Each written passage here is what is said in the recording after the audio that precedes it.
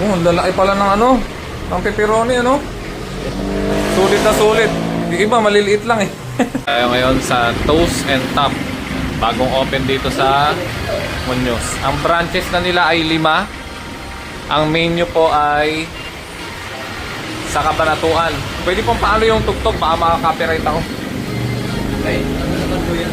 Original ng Toast and Top. Ay, original ba yun? Opo. Okay lang. Vlog po ba yan?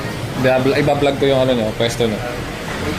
So, ito yung kanilang mga menu. Fresh po na binibake yung kanilang mga, ano tawag doon? Dough. Yung dough ay fresh na made. Magi-coffee. Oh, fresh. Made to order, kumbaga. Hindi yung ano tawag doon? Naka-ready made na matigas, ano? Yung iba kasi matitigas yung crust eh. Yung sa inyo, price talaga, mamasa talaga. Opo. Ito. Pero taga saan po kayo, sir? Ay, dito po sa Maligaya. Taga Maligaya kayo.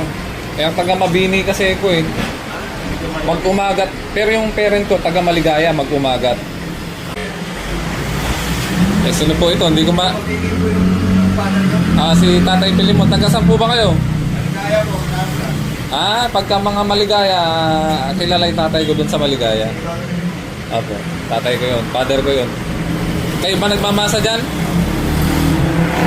Ano? Nakilala pa. Ano yung order ng bata ko? Pepperoni. Malalaman natin kung masarap. Toast and Top. Bago ngayon pa lang. Open nyo pa lang, ano? So, yung pwesto nila ay nandito sa Joaquin, tapos sa may tabi ng Sisig Point. Sisig Point. Then, ayan, pintuan ng XLT. Ayan.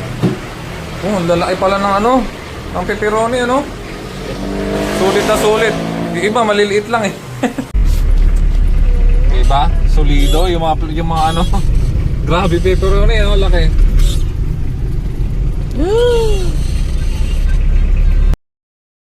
Ayan na, pinasalan na mga kaibigan. Wala kasing slicer na kasama. Don't touch it na, wait. Just wait, just wait. Next, mamaya pag may slicer. Relax mo na slicer. Paano pag may kasamang slicer? Malambot yung ano niya, no? Makakabit lang eh.